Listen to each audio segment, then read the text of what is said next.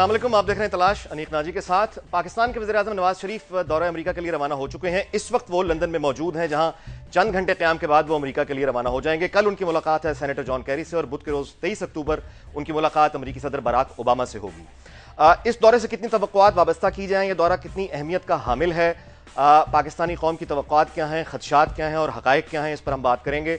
और इसके साथ ही दूसरा मौजू जो हमारा होगा वो ये कि जो जिस प्रॉक्सी वॉर्स के बारे में हम सुनते हैं, पाकिस्तान के जिन इलाकों में मुख्तलिफ ममालिक की प्रॉक्सी वॉर्स हमारी ज़मीनों पर लड़ी जा रही हैं, क्या ये प्रॉक्सी वॉर्स किसी बाकायदा जंग की शक्ल इख्तियार करने जा रही हैं, और अगर कोई नई जंग हमारी जानिब बढ़ रही है तो हमारी तैयारियां उसके लिए क्या हैं। इन दो मौजूद पर गुफ्तगू करने के लिए हमारे साथ मौजूद हैं पेशावर से जनाब हुसैन शहीद सहरवर्दी साहब, जो कि पढ़ाते हैं पेशावर यूनिवर्सिटी में और उसके अलावा माहिर बैनुल-अक़वामी अमूर हैं। दुनिया के मुख्तलिफ यूनिवर्सिटीज़ में इन्हें लेक्चर्स देने के लिए बुलाया जाता है। हमारे साथ तशरीफ़ फरमा है इस्लामाबाद से डॉक्टर बाबर अवान साहब, पाकिस्तान के मारूफ कानूनदान, और इसके साथ लाहौर स्टूडियो में तशरीफ़ फरमा है डॉक्टर लाल खान, माहिर मईशत हैं और इंटरनेशनल अमूर पर इनकी बड़ी गहरी नज़र है, गिरफ्त है।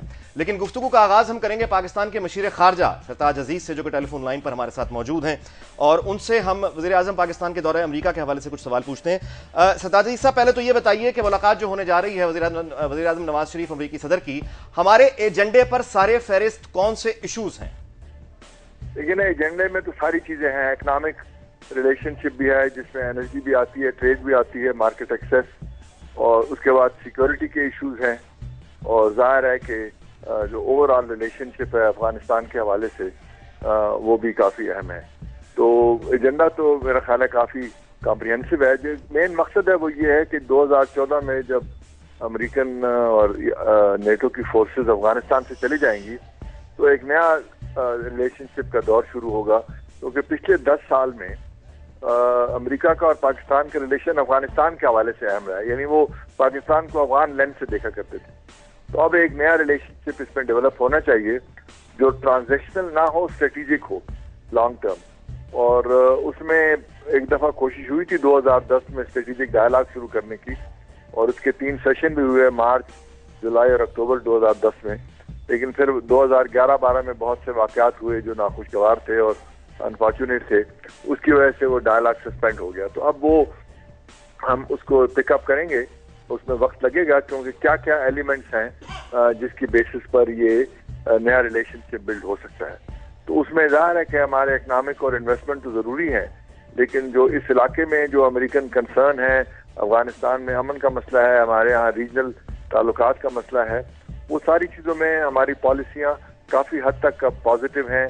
और मजमूई तौर पर जो बैनुल-अक़वामी तकाज़े हैं, ख़ास तौर पर अफगानिस्तान के हवाले से, चूँकि अब बाहर की ट्रुप्स जा रही हैं, तो वहाँ पे आप अफगान के अपने स्टेक होल्डर्स को मौका मिलना चाहिए कि वो अपने मामलात खुद अपने संभालें।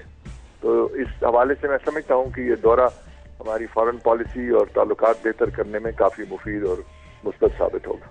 ये प्रोसेस है जी, इसमें ब्रेक थ्रू तो नहीं होगा, लेकिन ये है कि बहुत सी चीज़ों में अगर मुस्बत पेशरफ्त हुई। इस दौरे से तवक्कुआत कितनी वाबस्ता की जाए, मतलब क्या किसी ब्रेक थ्रू की उम्मीद है? ये प्रोसेस है जी, इसमें ब्रेक थ्रू तो नहीं होगा, लेकिन ये है कि बहुत सी चीज़ों में अगर मुस्बत पेशरफ्त हुई तो ताल्लुकात में बेहतरी आएगी। और उसमें हमारी जो बुनियादी बात है कि हमें इकनॉमिक रिवाइवल हमारा एजेंडा है, जिसके लिए हमें एड नहीं चाहिए, हमें ट्रेड चाहिए, मार्केट एक्सेस चाहिए, इन्वेस्टमेंट चाहिए। तो वो अगर रास्ता खुल जाए और इकनॉमिक रिवाइवल हो तो हमारे बहुत से मसाइल हल हो जाएंगे। हमारी गुर्बत, हमारी बेरोजगारी, हमारे जो फिजिकल और बैलेंस ऑफ पेमेंट के मसाइल हैं। तो बुनियादी तौर पर तो जो भी रिलेशनशिप होता है उसमें इकनॉमिक रिलेशंस एक बुनियादी किरदार अदा करते हैं। क्या आफिया सिद्दीकी का मामला हमारे एजेंडे पर मौजूद है, और अगर वहां से शकील आफरीदी के हवाले से कोई फरमाइश आ जाती है तो फिर हमारी तैयारी क्या है?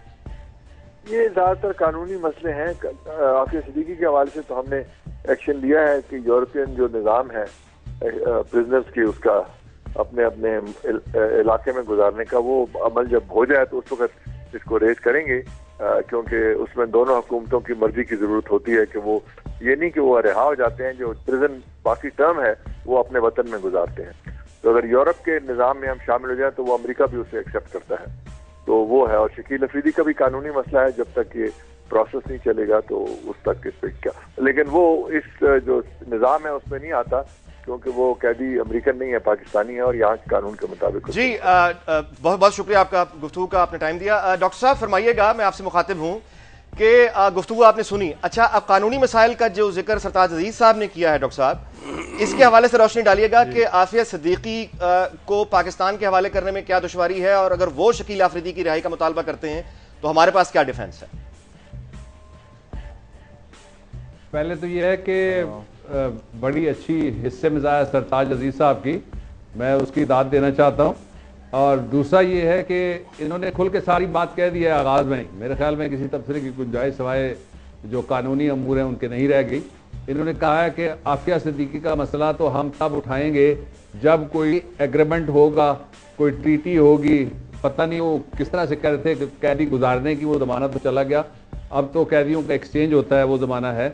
लेकिन मैं 3 चीज़ें कौम के सामने रख देता हूँ, उससे लोग खुद अंदाज़ा लगा लेंगे बहुत आसान जुबान में कि जो कुछ हुकूमत का मौक़िफ़ है वो बड़ा इबहाम का शिकार है, वो दुरुस्त नहीं है। पहला तो यह कि Shakeel Afridi under trial prisoner है और एक अदालत ने उसको सज़ा दी थी। वो अदालत की सज़ा जो अपीलेट फोरम था वो पाकिस्तान की रेगुलर कोर्ट्स नहीं है। प्रेसिडेंट वहाँ पे गवर्न करता है और प्रेसिडेंशियल ऑर्डर्स के जरिए से जो फेडरली एडमिनिस्ट्रेटेड ट्राइबल एरियाज हैं उनको गवर्न किया जाता है। अब वो अपीलेट फोरम पे चला गया, इसलिए under trial prisoner unless the final adjudication is done by the final arbiter, जो पाकिस्तान में सुप्रीम कोर्ट ऑफ पाकिस्तान है, तो उस वक्त तक कोई केस फाइनल नहीं होता, कोई सजा फाइनल नहीं होती और कोई बरियत जो है वो भी फाइनल नहीं होती। और आफिया सिद्दीकी का जो ओरिजिन ऑफ क्राइम है उसको देखना पड़ेगा। Origin of crime is Pakistan. ये अब तकरीबन तयशुदा बात है हकायक के एतबार से कि आफिया सिद्दीकी को पाकिस्तान से उठाया गया था और पाकिस्तान से उठा के उसको बागराम ले जाया गया था और बाकी जगह पे ले जाया गया था, और अब वो एक कॉन्विक्ट है। गवर्नमेंट ऑफ पाकिस्तान 3 ग्राउंड्स के ऊपर मर्सी की पिटीशन अगर दे सीरियसली, और प्राइम मिनिस्टर जा रहे हैं, ये अगर सीरियसली इसको वहां जाके सफारत खाने को बुलाएं और सफीर को कहें कि ये पिटीशन आज आप दें। मर्सी पिटीशन नंबर 1 ग्राउंड उसकी ये है कि वो एक खातून है, नंबर 2 उसकी फैमिली है, और number 3 she has children as well. इसलिए ये वो ग्राउंड है जिसके ऊपर सजाएं सस्पेंड होती हैं और ये वो ग्राउंड हैं जिनके ऊपर सजा मुअत्तल करके उसको हुसैन सही सर वर्दी साहब, आप फरमाइएगा कि जो गुफ्तगू आपने सुनी, सरताज अजीज साहब ने एक बात तो कम से कम बड़े वाज़ेह अंदाज में कह दी है, वो ये कि इस दौरे से कोई बड़ी तवक्कुआत वाबस्ता न की जाए, ये एक प्रोसेस है, कोई ब्रेक थ्रू नहीं होगा। आप फरमाइएगा।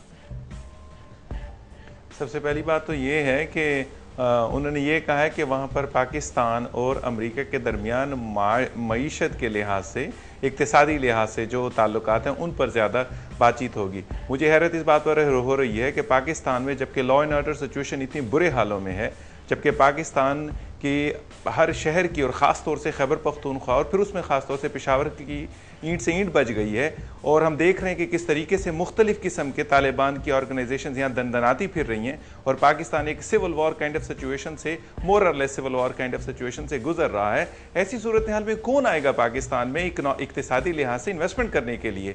ये बिल्कुल ही एक ऑर्डिनरी किस्म का विजिट है। पाकिस्तान का वज़ीर आज़म आए हैं, नई हुकूमत बनी है, नई पार्टी हुकूमत में आई है, लिहाजा उन्होंने मुख्तलिफ जगहों पर विजिट करना है और अपना एजेंडा पेश करना है कि हम आइंदा क्या करेंगे। मैं उसको उस पैराए में लेता हूँ। मेरा ख्याल है कि इस वक्त हुआ एक ब्रेक का, इसी गुफ्तगू को हम यहीं से आगाज करेंगे इस कमर्शियल ब्रेक के बाद।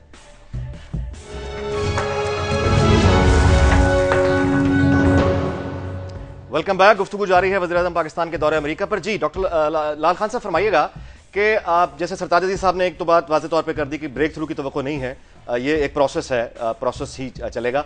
आप बताइएगा कि मुआशियात के हवाले से जब बात कर रहे हैं, हमें ट्रेड करनी है, हमें एड नहीं चाहिए, तो मुआशी इमदाद हमारी कोई होगी क्या? किस तरह से हमारे ताल्लुकात, मुआशी ताल्लुकात कैसे बेहतर होंगे? देखिए अनीक साहब, पहले तो अगर हम ये इनकी चिकनी चोपड़ी जो लैंग्वेज है डिप्लोमेसी की, जो एक मुनाफिकाना और रियाकाराना सफारतकाराना इनके रवैये, सख्त अल्फाज इस्तेमाल कर रहे हैं लाल खान साहब। मैं ये गुजारिश कर रहा हूँ कि उससे अगर निकला जाए और हकीकत देखी जाए तो फैक्ट ये है कि पाकिस्तान के हुक्मरान तबकात और अमरीकी साम्राज्य के दरमियान जो रिश्ता है वो बुनियादी तौर पे हाकिम और महकूम का रिश्ता है, क्योंकि मालियाती तौर पे, इक़्तिसादी तौर पे और वर्ल्ड मार्केट के तौर पे जो उनकी डोमिनेशन है उससे पाकिस्तानी हुक्मरान तबकात 66 सालों में नहीं निकले। 66 सालों से ये बात हो रही है कि हम नहीं, अमेरिका की अपनी मईशत की क्या हालत है? देखिए ना, अब अमरीकी साम्राज्य जो है वो अपनी तारीख के बदतरीन बहरान का शिकार है। 200 साल अमेरिका के जन्म से लेकर, अमेरिकन रिपब्लिक की फॉर्मेशन से लेकर 1980 तक अमेरिका पर 1000 अरब डॉलर का कर्जा था। 33 साल में वो कर्जा बढ़कर 17,000 अरब डॉलर हो गया है। जो अमेरिका को दुनिया के सबसे ज़्यादा कर्ज देने वाले मुल्क से दुनिया के सबसे मकरूज मुल्क बना देने के लिए सामने आया है। दूसरी चीज़ जो हमें समझने की ज़रूरत है, हमारे साथ शाहिद खान साहब, डेमोक्रेट्स जो कि जिस पार्टी से बराक ओबामा का ताल्लुक है, उनके सीनियर रहनुमा हैं, पाकिस्तानी ओरिजिन के, अमेरिका से टेलीफोन लाइन पर हमारे साथ हैं। अस्सलाम वालेकुम जी। शाहिद खान साहब फरमाइएगा कि क्या पाकिस्तानी कम्युनिटी, आप किस तरह से देख रहे हैं डेमोक्रेट्स की वहाँ गवर्नमेंट है, आप वहाँ के लीडर हैं, वज़ीर आज़म पाकिस्तान का जो दौरा है ये अमेरिका का, क्या इतलात हैं आपके पास? कोई एक्टिविटी, को हलचल है या बैक बर्नर पे पड़ा हुआ मामला भी? बहुत शुक्रिया नाजी साहब। मैं समझता हूँ कि पाकिस्तान के प्राइम मिनिस्टर का ये ऑफिशियल दौरा बहुत अहमियत का हामिल है और ये एक रिकग्निशन है पाकिस्तान में डेमोक्रेसी की कंटिन्यूएशन की, और उसकी आपने देखा रिलेशनशिप को थॉ करने के लिए ये एक बहुत इम्पोर्टेंट दौरा है। इसकी सिग्निफिकेंस यही है कि आप देखिए symbolic coalition support fund Obama administration ने रिलीज किए हैं जो डायरेक्टली पाकिस्तान की बजटरी सपोर्ट में जाएंगे, जिसके साथ कोई स्ट्रिंग अटैच नहीं है। मैं ये भी समझता हूँ कि अमेरिका के साथ रिश्ता इस्तेमाल करने का सबसे बेहतर तरीका बिजनेस टू बिजनेस रिलेशनशिप है। अमेरिका को इसीलिए कॉर्पोरेट अमेरिका कहते हैं। तो उस अभी भी जो पाकिस्तान की एक्सपोर्ट्स हैं वो सबसे बड़ा पार्टनर अमेरिका है, लेकिन as a principal business partner America को बनाने की हमें कोशिश करनी चाहिए और ये इशू जो है ये इसको हाईलाइट करना चाहिए। पाकिस्तान को चंद चीजों में बहुत ज्यादा अमेरिका की सपोर्ट की जरूरत है। इसके अलावा जो कि एक जो नारकोटिक्स की ट्रेड है उसका एक नया अमल बनाने के लिए कि इसको कैसे कम किया जाए, आईडी का जो मसला है उसको कैसे कम किया जाए जिसकी वजह से, इन दोनों की वजह से टेररिज्म में कमी हो, ये एक ऐसा इशू है जिसको अगर हाईलाइट किया जाए तो अमेरिकन एडमिनिस्ट्रेशन इसमें ना नहीं कर सकती। उसके साथ साथ ये है कि जो पुराने आइडियाज हैं, पुरानी बातें कई सालों से हो रही हैं, उन पे फिक्सेशन नहीं होनी चाहिए, उस पर फ्लेक्सिबिलिटी हमें दिखानी चाहिए और उसको और में बात करना चाहूंगा जो है वो बनाना चाहिए। जी शाहिद खान साहब, हुसैन शहीद सहरवर्दी साहब हमारे साथ से मौजूद है, ये आपसे बात करना चाहते हैं। जी हुसैन साहब, बात कीजिए। अनीक देखिए, सबसे पहले दो बातें मैं करना चाहता हूँ। सबसे पहली बात तो ये है कि वो ज़माने गए जबकि दौरे से पहले ये कहा जाता था कि दौरा कितना अहम है। अब दौरे के बाद पता चलेगा कि दौरा कितना अहम रहा। वो तब मालूम होगा जब दोनों जो रहनुमा है वो मिलेंगे और उसके बाद एक एलामिया जारी होगा। क्या वो एलामिया मजबूत है या कमजोर है, इसकी बुनियाद पर दौरे की कामयाबी और नाकामी का जो है वो हम तखमीना लगा सकेंगे। नंबर एक बात। नंबर दो, अहम बात ये है कि हम ये देख रहे हैं कि आफ्टर ऑल कब तक पाकिस्तान, उसका वजीर आजम या उसके लोग अपोलोजेटिक फॉर्मेलिटीज रस्मी तरीके से बातचीत करेंगे। अब इन वजीर आजम को चाहिए कि वहां पर हेड ऑन लें, उन्हें बताएं कि क्या क्या हमारे प्रॉब्लम्स हैं जो उनकी वजह से हैं। मसलन ड्रोन अटैक्स हो रहे हैं, मसलन पाकिस्तान में जो नवाज शरीफ ने लंदन में अली तो जी सर साहब, शाहिद खान साहब फरमाइएगा कि हमारा जिस तरह जो एम्बेसडर है पाकिस्तान का वाशिंगटन में, वो बहुत एक गैर मामूली ताखीर हुई जिसकी वजह ज़ाहिर हुकूमत ही दे सकती है। हमारी जो तैयारी है शाहिद खान साहब, वो आपको कैसी लगती है? हमारी यानी कोई प्रेपरेशन है, मुतमईन है आप हमारे? देखिए, ये जो एम्बेसडर का देश से अपॉइंट करना, इसकी रिफ्लेक्शन तो सीरियसनेस की कमी ही लगती है, लेकिन जो प्रिपरेशन है वो मेरा ख्याल है ठीक है। एक तो बहुत ज्यादा एक्सपेक्टेशंस इससे करना कोई मुनासिब नहीं है। बहुत सारी चीजें तो पहले से तय होती हैं, कुछ चीजें जो है वो यहाँ पर आकर म्यूचुअल कन्वर्सेशन से तय होंगी। तो अब ये एम्बेसडर का यहाँ होना बहुत इम्पोर्टेंट था, लेकिन बहरहाल वो नहीं, तो कोई बात होगी व्हाटएवर। बहुत बहुत शुक्रिया शाहिद खान साहब, बहुत बहुत शुक्रिया, आपने वक्त दिया। जी डॉक्टर साहब, जी फरमाइएगा। जी देखिए, तीन बातें हैं जो तवक्कुआत हैं। आपने बड़ी सही बात से बात का आगाज़ किया था। पहली तवक्को यह पाकिस्तान के लोगों को कि जिस तरह से हमारी एक और बेटी मलाला है, उसकी बड़ी सपोर्ट वेस्ट में हो रही है। कुछ उठ के खड़े होंगे लोग जो कहेंगे कि इसको उठा के ले जाया गया, मलाला को पाकिस्तान में गोली लगी, इसको अमेरिकन हिरासत में लगी, डॉक्टर आफिया की रिहाई है। ये पहला मसला है। दूसरा है ड्रोन अटैक्स का मसला, जिसके ऊपर बात करनी चाहिए। ये तवक्कुआत है पाकिस्तान के लोगों की। और तीसरा ये है कि ये ताल्लुकात यकतरफा ट्रैफिक है और वन वे ट्रैफिक को ख़त्म करके कोई बायलैटरल रिलेशनशिप बाइज्जत तरीके से शुरू किए जाएं। लेकिन शाहिद खान साहब ने बड़ा ऑनेस्टली अमेरिका का पर्सपेक्टिव हमारे सामने रखा है, जिससे हमारी गलतफहमी सारी दूर हो जानी चाहिए थी। जो मजाक किया था हमारे मुशीर खारजा ने वो ये था कि हमें एड नहीं चाहिए, ट्रेड चाहिए। IMF कौन है, वर्ल्ड बैंक कौन है, ये मजाक था जो मैं वाजे कर देता हूं जिनको नहीं समझ आई उनके लिए।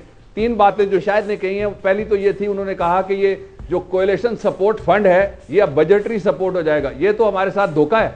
कोएलिशन सपोर्ट फंड तो आप देते हैं जो वो खिदमात हमारी राहदारी वाली हैं, और दूसरी जो खिदमात पाकिस्तान पेश कर रहा है नेटो इत्तेहाद को, उसके सिले में दिया जाता है। और CSF तो बिल बन के जाते हैं, बाकायदा बिलों में पेमेंट होती है। इसलिए ये बात क्लियर रहनी चाहिए। दूसरा ये कि उन्होंने कहा कि जो इम्प्रोवाइज्ड एक्सप्लोसिव डिवाइसेस हैं IEDs, उनके ऊपर हम बात करेंगे। वो मसला पाकिस्तान में और बात करेंगे वाशिंगटन में। तीसरा उन्होंने कहा है कि जनाब drug enforcement agency of America का एक बड़ा पुराना इशू है कि किस तरीके से जो इकोनॉमी बन गई है एक ड्रग की, उसको हमने किस तरह से कंट्रोल करना है। अब इन तीनों इश्यूज में पाकिस्तान के लोगों की वो जो तवक्कुआत हैं वो शामिल नहीं है। लेकिन एक बात मैं बहुत जरूरी है जो कौम के सामने खुल के कहना चाहता हूं कि हमें ताखीर हो गई है। इंडिया हमसे सफारती मैदान में जीत गया है।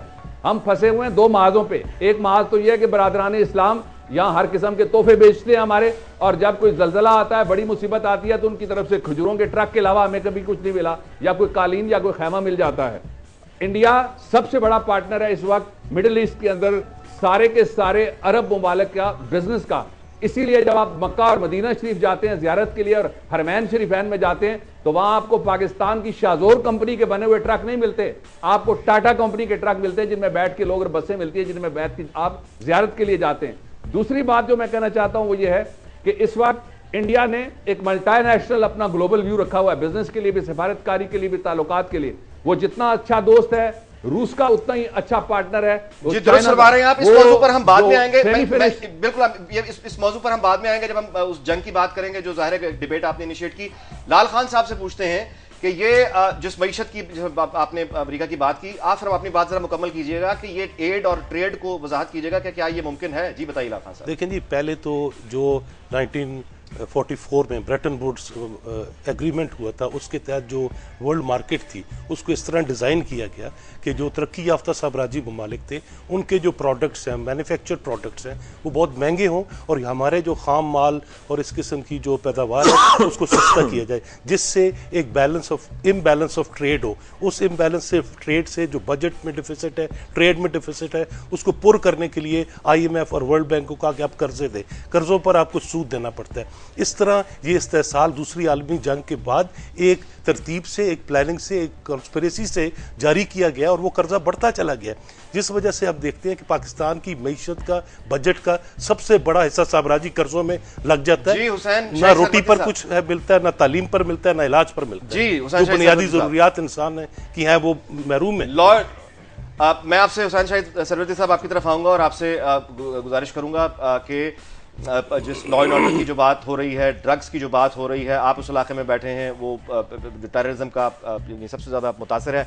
लेकिन वक्त हुआ है कमर्शियल ब्रेक का, इसके बाद आपसे मैं सवाल करूंगा और फिर उसका आपसे जवाब लेंगे।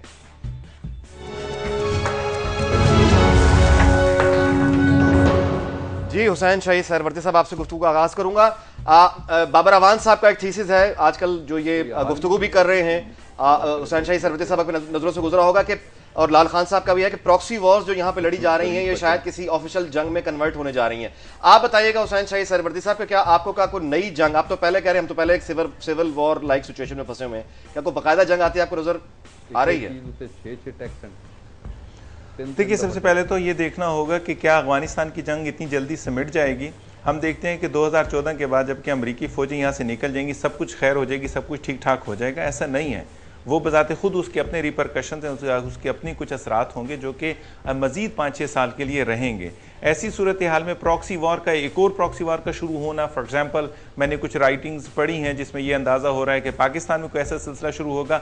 मेरा नहीं ख्याल कि ऐसी कोई चीज़ नज़र आ रही है हमें, नंबर 1। नंबर 2 बात, अगर खुदा न खास्ता पाकिस्तान में ऐसी कोई चीज़ शुरू हो जाती है तो देखिए, अभी रिसेंटली अमरीकियों ने अफगानिस्तान में एक ताजमहल, शीशे का महल बनाया उन्होंने, वो किसी सूरत में नहीं चाहेंगे कि यहाँ पर कोई भी पत्थर फेंके और ये टूट जाए। और नंबर 2 बात यह कि पाकिस्तान की 750 माइल लंबी बॉर्डर इंडिया के साथ लगी हुई है। अगर पाकिस्तान में ऐसा कुछ भी होता है तो उसके असरात लाजमत है बॉर्डर क्रॉस करेंगे, इंडिया में भी जाएंगे। तो इंडिया बताते खुद बहुत बुरे तरीके से उससे मुतासिर होगा। मैं ये समझ रहा हूं कि एक फिलहाल जो पाकिस्तान है वो भी तमाम नेबरिंग कंट्रीज के लिए खतरा है, अमेरिका के जो इंटरेस्ट हैं यहाँ पर उनके लिए भी खतरा है। अगर इससे ज्यादा कोई प्रॉक्सी वार शुरू हो रही है इलाके में तो वो किसी के भी हक में नहीं होगी। तो बेहतर यही होगा कि पाकिस्तान को कोई भी मुल्क, मैं इंक्लूडिंग इंडिया समझूंगा, कि पाकिस्तान को वो स्ट्रेंथन करने की कोशिश करेंगे, मजबूत करने की कोशिश करेंगे, क्योंकि पाकिस्तान की किसी भी सूरत में कोई भी प्रॉक्सी वार होती है तो उसके बुरे असरात इन तमाम पर आएंगे, खासतौर से अफगानिस्तान और इंडिया पर। जी लाल खान साहब, आप फरमाइएगा कि ये प्रॉक्सी वॉर्स आपका क्या आप देख रहे हैं कि ये बढ़ेगी? हुसैन शाही सरफराजी साहब तो अच्छी खबर सुना रहे हैं। जी देखिए, पहली तो बात है कि प्रॉक्सी वॉर्स कोई नई इस्तिलाह नहीं है। याद होगा कि 18वीं 19वीं 20वीं सदी में एक इस्तिलाह इस्तेमाल की जाती थी, द ग्रेट गेम, जो अफगानिस्तान में ज़ार रूस और बरतानवी साम्राज्य में के दरमियान जारी थी, और वो ग्रेट गेम अब न्यू ग्रेट गेम में तब्दील हो गई है। इस वक्त अफगानिस्तान में मुख्तलिफ इंटरेस्ट हैं, क्योंकि अफगानिस्तान में $3 ट्रिलियन से ज़्यादा के ज़खायर का एस्टिमेट है। उसकी वजह से तमाम साम्राज्यी कुव्वतें बिल्कुल गिद्धों की तरह अफगानिस्तान पर मंडला रही हैं, झपट रही हैं। इस वक्त सबसे बड़ी जो अफगानिस्तान में इन्वेस्टमेंट वो अमेरिका की नहीं है, वो चाइना की है। आयनाक कॉपर माइन से लेकर जो बेसन है ऑक्सस रिवर का, अमू दरिया का, वहाँ पर जो तेल के ज़खायर हैं उनके लिए चाइना ने पहले ही मुआहदा करके ख़रीद लिए हैं। वो इसी तरह अमेरिकन अपना चाहेंगे, इंडिया के अपने इंटरेस्ट हैं, पाकिस्तानी हुक्मरान तबकात के अपने जो स्ट्रेटेजिक डेप्थ की पॉलिसी है वो बुनियादी तौर पे उन ज़खायर के लिए। और ये बलूचिस्तान में भी जंग हो रही है, उसकी भी बड़ी वजह बलूचिस्तान में जो 15 ट्रिलियन क्यूबिक फीट गैस के ज़खायर मौजूद है, जो तांबे के, जो सोने के ज़खायर मौजूद हैं, उनके लिए मुख्तलिफ साम्राज्यी कुव्वतें, मल्टीनेशनल कॉरपोरेशनें इन प्रॉक्सीज को फंडिंग करती हैं। और ये प्रॉक्सी वॉर्स कोई नई नहीं शुरू हो रही, ये पहले से चल रही हैं और ये उस वक्त तक चलती रहेंगी जब तक ये साम्राज्यी निज़ाम और ये मालियाती सरमाए का जबर मौजूद रहेगा। इसलिए हम अगर ये समझें कि ये इस सिस्टम में कुछ चीज़ ठीक हो सकती है, आसानी आ जाएगी, उधर उनके प्रॉफिट्स कम हो रहे हैं, उन प्रॉफिट्स के लिए उनके लिए हवस बढ़ रही है, उस हवस के लिए वो जंगें भी करते हैं, वो प्रॉक्सी वॉर्स भी करते हैं, वो एग्रेशन भी करते हैं। और जैसे हम देखते हैं कि सिर्फ इराक और अफगानिस्तान पर जो अमरीकी एग्रेशन था उसमें $4 ट्रिलियन से ज़्यादा उनका खर्चा है, जिससे उनकी इकॉनमी बैठ गई है। अब इकॉनमी में गुंजाइश नहीं है, साम्राज्य की ज़रूरत है लड़ाई। हर तारीख की बड़ी सल्तनत, चाहे वो रोम की सल्तनत थी, चाहे कदीम मिस्र की सल्तनत थी, चाहे यूनान की सल्तनत थी, एक ऐसी स्टेज पर आती है कि उसको अपने साम्राज्यी अज़ाइम के लिए ओवर स्ट्रेच करना पड़ता है, और जब वो ओवर स्ट्रेच करते हैं तो वो टूट जाती है सल्तनत।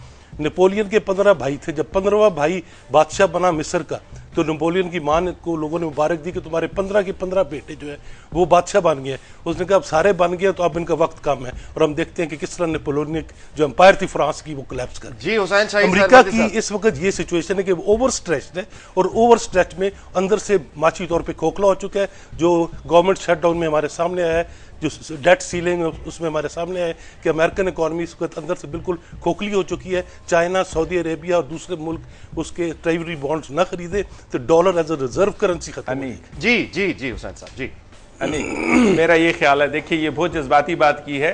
अमेरिका की इकॉनमी को कोई परेशानी नहीं है, उसको कोई भी थ्रेट नहीं है, वो भरपूर तरीके से आप देखेंगे जिस तरह से वो सुपर पावर है वो रहेगा। नंबर 1। नंबर 2 बात, मुझे इस बात पे हैरत हो रही है कि अफगानिस्तान में जो $3-4 ट्रिलियन के जो लोग कह रहे हैं ज़खायर मौजूद हैं, वो अभी तक अफगानियों ने क्यों नहीं निकाल लिए, या वो सोवियत यूनियन ने क्यों नहीं निकाल लिए? वो अमेरिका ही आकर उसको एक्सप्लोर करेगा, निकाल के लेकर भाग जाएगा यहां से। आई डोंट अंडरस्टैंड रियली ये कहां पर छुपे हुए हैं, और आफ्टर पाकिस्तान ने क्यों नहीं निकाला, कोई नेबरिंग कंट्रीज क्यों नहीं अभी तक निकाल सका? अफगानिस्तान में अमेरिका के आने की बड़ी सिंपल रीजन है, जो कि आपको पिछले 13 साल में समझ आ गई है। वो ये है कि उनको इस इलाके में बैठना था, उनको स्ट्रेटेजिकली यहां इस इलाके की जरूरत थी, उनको यहां से थ्रेट्स थी। अब वो यहां आए हैं, उन्होंने जंग किया, लोगों को मार मूर किया, और उसके बाद उन्होंने यहां पर अपने लिए बेसिस बना लिए। अब वो अगले 70 साल 100 साल के लिए यहां पर बैठेंगे। ये साम्राज्यियत का जो लफ्ज है ये बहुत गलत तरीके से इस्तेमाल हो रहा है, मैं इसको बिल्कुल समझ नहीं पा रहा हूं। बलूचिस्तान में जो आप कह रहे हैं ज़खायर हैं, 65 साल हो गए पाकिस्तान को आजाद हुए हुए, अभी तक हमने उसे एक्सप्लोर क्यों नहीं कर लिया?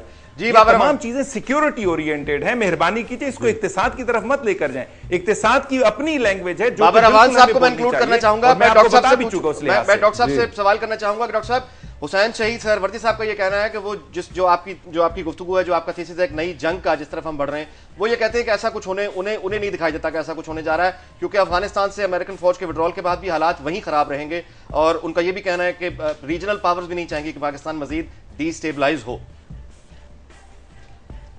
कौन सी रीजनल पावर, किसी एक का नाम नहीं लिया जा सकता।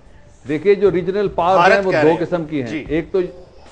एक तो वो जो हमारे बॉर्डर्स पे बैठे हुए हैं। भारत डेफिनेटली कभी भी कोई ऐसा मौका जाया नहीं करना चाहेगा, ना उसने माजी में किया है। रन ऑफ कच्छ से शुरू करके सानिया मशरकी पाकिस्तान तक, जब पाकिस्तान को देखता है कि वो कमजोर है, पाकिस्तान बिखरने की पोजीशन में है, खुदा न खास्ता, तो वो बिखेरने की पूरी कोशिश करता है। इसलिए I have absolutely no doubt about it, this is number one.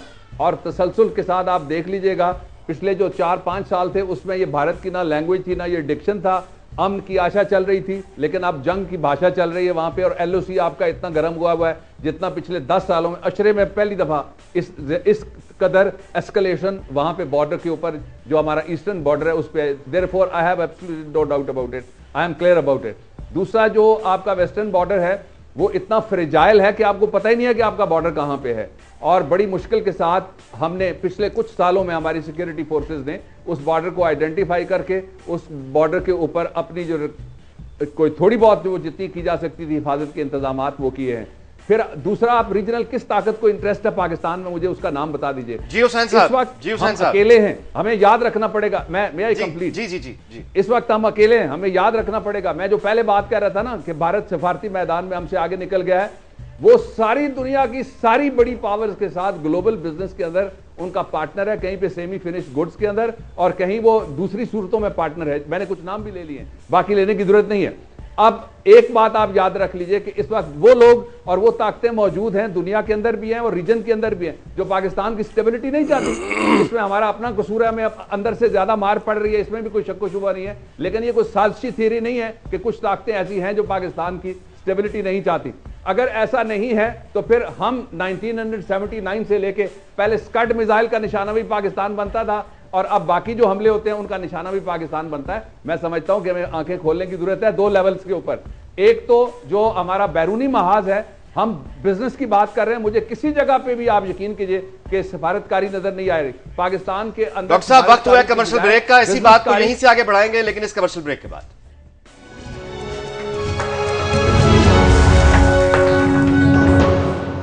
Ji welcome back. Hussain शहीद सरवर्दी साहब ने जाहिर है वो उनका जो आर्गूमेंट्स हैं बिल्कुल डिफरेंट एंड चैलेंज किया उन्होंने लाल खान साहब की थीसिस को भी और किसी हद तक बाबर अवान साहब की थीसिस को भी। लाल खान साहब से पहला सवाल करूंगा कि प्लीज मुख्तसर वक्त हमारे पास काम है। वो ये कह रहे हैं जी कि अमेरिका की इकॉनमी फिलहाल बड़ी स्ट्रांग है, उसको खतरा नहीं है। जी देखें जी, सबसे पहले तो ये कि उनके अपने जरायद क्या कह रहे हैं। वो खुद कह रहे हैं कि एक फिस्कल क्लिफ है अमेरिकन इकॉनमी और बजट डिफिसिट अमेरिकी तारीख में सबसे बड़े हैं। दूसरा, साम्राज्यत अगर मईशत नहीं है, इक्तिसादी टर्मिनोलॉजी नहीं है, तो क्या है? क्या अंग्रेज साम्राज्य 200 साल यहाँ सैर करने आए थे हिंदुस्तान में? नहीं, यहाँ के वसाइल लूटने आए थे, यहाँ के इक्तिसादी इस्तेसाल के लिए आए थे। उन्होंने किया, अमेरिकी साम्राज्य वही कर रहा है, अमेरिकी साम्राज्य मालियाती इदारे वही कर रहे हैं। You made your point. जी बाबर अवान साहब, आपको इंक्लूड करूंगा। जिस वॉर की आप हालात बदतर होते देख रहे हैं, हुसैन शहीद सरवर्दी साहब ऐसा अभी नहीं देख रहे, इस पे आप बात कर रहे थे। जी बताइए। देखिए, पहली बात तो ये है कि ये जो कि गुफ्तगू चल रही है, इस पे मैं अपना टेक इतना देना चाहता हूं कि दुनिया में सिर्फ मईशत की जंग है और इस वक्त जंग एक मईशत बन चुकी है। दुनिया की सबसे बड़ी इंडस्ट्री जो है वो कोई एस्टेट का बिजनेस नहीं है, वो कोई इंडेक्स को ऊंचे नीचे करने का बिजनेस नहीं है, वो है दुनिया में सबसे बड़ी वॉर इंडस्ट्री है। और वॉर के जो इंडस्ट्रियलिस्ट हैं उनको एक नया मैदान चाहिए होता है अपने वेपनरी को टेस्ट करने के लिए। बदकिस्मती के साथ वो मैदान हम हैं और हमारे करीब में अफगानिस्तान है बड़े अरसे। यहाँ मुझे इजाजत दीजिए कि मैं फ्यू सेकंड्स दूं हुसैन शहीद सरवर्दी को और उनको। जी हुसैन साहब फरमाइए, इस पे कुछ कहना चाहेंगे आप? मैं सबसे पहले तो ये कहना चाहूंगा कि बिल्कुल मैं बाबर अवान साहब के साथ इस हद तक एग्री करता हूं कि ये इक्तिसादी जंग है। इक्तिसादी लिहाज से इंडिया इस वक्त इक्तिसाद के रास्ते पर रवां हो चुका है। अफगानिस्तान नया मुल्क बन चुका है, वो भी इक्तिसाद के रास्ते पर रवां हो चुका है। ऐसी सूरत हाल में वो किसी सूरत में भी अपने नेबर में एक और अफगानिस्तान नहीं बनाना चाहेंगे, क्योंकि दूसरा अफगानिस्तान बनता है तो उन्हीं के इक्तिसाद को नुकसान होगा। लिहाजा उनके लिए यह बेहतर होगा कि वो पाकिस्तान को स्टेबल रखें और स्ट्रांग रखें। पाकिस्तान के लिए सबसे बड़ा नुकसानदेह जो फैक्टर सामने आने वाला है वो पाकिस्तान का अंदरूनी मामला है। हमारे मुल्क में लश्कर बन रहा है, तालिबान बन रहे हैं, हमारे मुल्क में मुजाहिदीन की ऑर्गेनाइजेशन बन रही है, इनका कामा किया जाए। ये क्यों बन रही है? क्योंकि अवाम को उसके बुनियादी मसाइल का हल हुकूमत नहीं दे पा रही है। इसकी तरफ फोकस करना चाहिए। ये वो चीजें होंगी जिससे कि हम अपने आप को स्टेबल कर सकेंगे। कोई बाहर से हमें डिस्टेबलाइज नहीं करेगा, क्योंकि ये उन्हीं के नुकसान में जाएगा। जी बाबर रहमान साहब। जी अच्छा, देखिए इन्होंने जो दोस्त बोल रहे हैं पेशावर से 4-5 दफा एक ही बात को रिपीट किया है। मैं जो कह रहा हूं बड़ी क्लैरिटी के साथ मैं कह रहा हूं, खुदा करे कि ऐसा ही जिस तरह ये कह रहे हैं ना, ऐसा सोचे अहमद का रज़ई। खुदा करे कि अगर अब्दुल रब रसूल सियाफ आ जाए तो वो सोचेगा, शायद अहमद का रज़ई नहीं सोच सकता, उसकी अपनी मजबूरियां हैं बेचारे की। जो असल इशू है वो हमारी ख्वाहिशों और हमारी ज़रूरतों और हमारे जो ख्वाब हैं और हमारे जो आदर्श हैं पड़ोसियों के बारे में अच्छे, उनसे तो चलेगी नहीं, वो चलेगी स्ट्रेटेजिकली। अब अफगानिस्तान में लड़ने के लिए कितनी सख्त है जी, किसकी बात कर रहे हैं कि वो नहीं चाहेगा, ये नहीं चाहेगा, वो नहीं चाहेगा। वहां बैठा हुआ कौन है और वहां पे कंट्रोल हासिल करने के लिए कौन लड़ रहा है, ये सारी आंखें बंद करके हम गुफ्तगू नहीं कर सकते। एक जमाना था जब आप बैकयार्ड कहते थे अफगानिस्तान को और पाकिस्तान का पिछवाड़ा समझा जाता था। अब उस पिछवाड़े में अमेरिका की साय में भारत की आर्मी भी मौजूद है, उसके टेक्नोक्रेट्स भी मौजूद हैं और वहां पे यूं लगता है कि अफगान शायद महाजिर हैं। कभी वो चमन में नजर आते हैं, कभी कोयटा में और कभी इस्लामाबाद में और कभी लाहौर में, लेकिन वहां पे जो इंडियन है वो ज्यादा महफूज है अमेरिकनों से भी। इसलिए हम इन हकायक से आंखें बंद करके किसी एक फरीक को रियायत दे के हम उसको राजी करके उसके आगे सजदा रेज होके हम अपनी ना रियासत बचा सकते हैं, ना सियासत बचा सकते हैं, ना सालबियत बचा सकते हैं और ना ही जारहियत से बच सकते हैं। जी लाल खान साहब कुछ कहना चाह रहे हैं? मैं सिर्फ वो हम भूल रहे हैं। मैं सिर्फ एक बात रखना चाहता हूं कि जो ये फंडामेंटलिज्म शुरू हुआ है, कब शुरू हुआ है?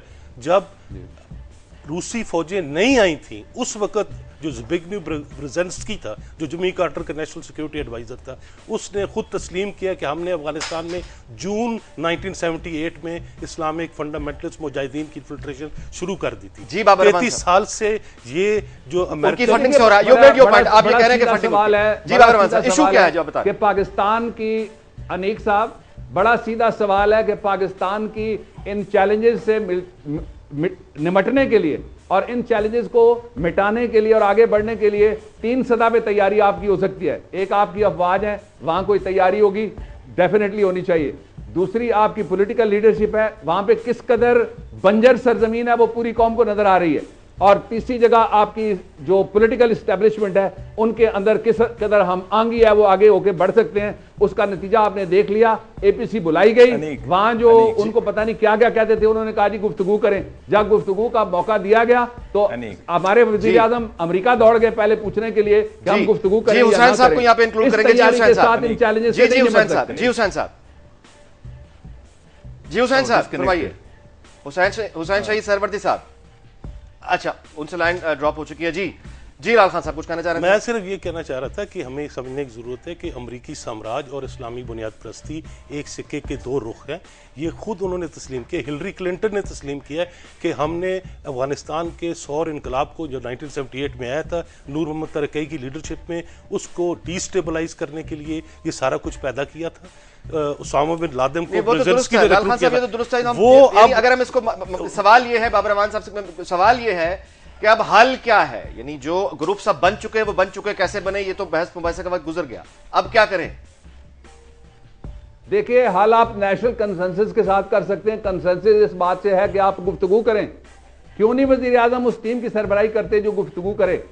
इनको ये जो 3 पार्टियों में से तीनों पार्टियां इस वक्त मुख्तलिफ जगह पे बरसर इख्तदार हैं, जिनको तालिबान ने ये कहा था और लड़ने वालों ने ये कहा था और पहाड़ पे बैठे हुए लोगों ने ये कहा था कि ये हमारे जामिन है, जामिन इख्तदार में आ गए, इख्तियार में आ गए, कैसे आए इस बहस में पड़े बगैर। अब वो गुफ्तगू में पहल करें और पहल जो वफाक के नुमाइंदे नवाज शरीफ साहब उनको करें। मैं एक बात खुल के कहना चाहता हूं अनीक, मैं छुपाना नहीं चाहता अपना आप, मैं इस कौम से कोई बात नहीं छुपाना चाहता। और बात यह है कि आपके पास 2 तरीके हैं। पहला तरीका तो यह है कि आप इस मसले का कोई हल निकालें, इंडिजिनस हो, लोकल हो, होममेड हो। वरना अगर आप ये जो कसरे शाही के गुंबद पे बैठे हुए परिंदे हैं ना, एक दफा ये उड़ गए तो फिर पहाड़ों की चट्टानों की तरफ लोग देखना शुरू कर देंगे। उस वक्त के आने से पहले पाकिस्तान की सियासी इस्टेब्लिशमेंट को रियासत के बारे में, अमनो अमान के बारे में, लोगों के पास डिलीवरी के बारे में, कीमतों के बारे में, महंगाई के बारे में और गरीबों की जो बढ़ते हुए मसाइल हैं उनके बारे में कुछ सोचना पड़ेगा। वो किसी का फोकस नहीं है।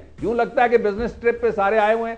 आज अवारान के बाद आज तीसरा जल्जला आया इस महीने में बलूचिस्तान के अंदर। कहां है आपका सदर? दही भले खा रहे हैं।